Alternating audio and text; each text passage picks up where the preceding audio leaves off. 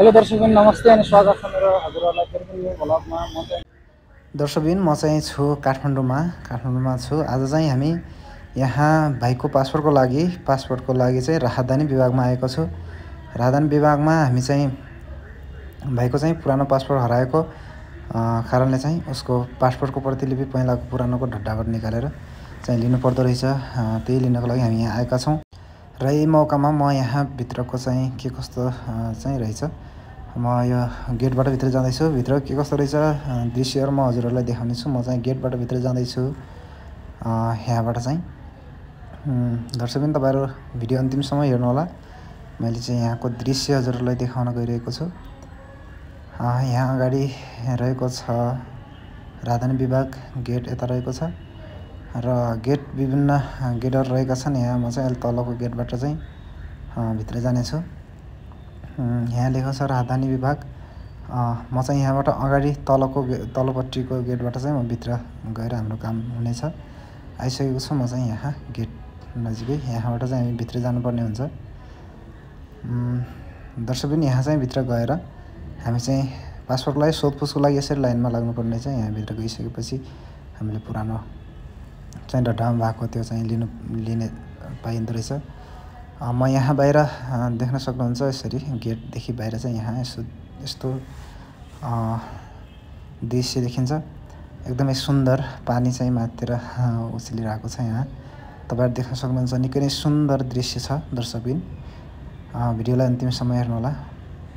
आहा, हेर्नु न दर्शकबिन, कति धेरै सुन्दर दृश्य रहेको छ। दर्शकबिन यहाँदेखि अगाडि के रहेको छ म सबै कुराहरू हजुरलाई देखाउने छु। म चाहिँ जाँदैछु अगाडि। ठुल्ठुलो घरहरू, बिल्डिङहरू यस्तो चाहिँ देखेको छ हाम्रो चाहिँ। दर्शकबिन मैले जस्ताको त्यस्तै हजुरहरूलाई देखाइरहेको छु। यहाँ हजुरहरूले देख्न सक्नुहुन्छ निकै नै सुन्दर।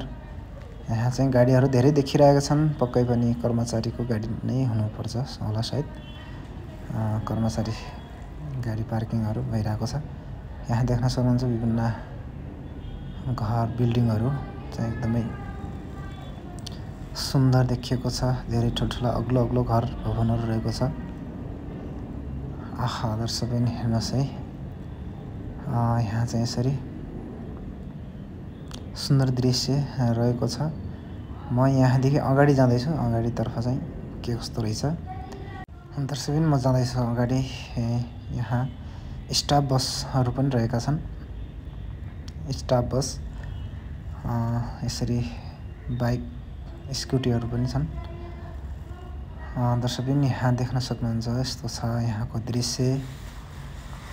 म चाहिँ जाँदैछु अगाडि। स्टाफ बसहरू पनि यहाँ रहेका छन्। यहाँ अगाडि देख्नुहुन्छ दर्शकबिन गेट रहेको छ। यो गेट चाहिँ बन्द रहेको छ। यहाँबाट चाहिँ बाहिरभित्र गर्न नमिल्दो रहेछ।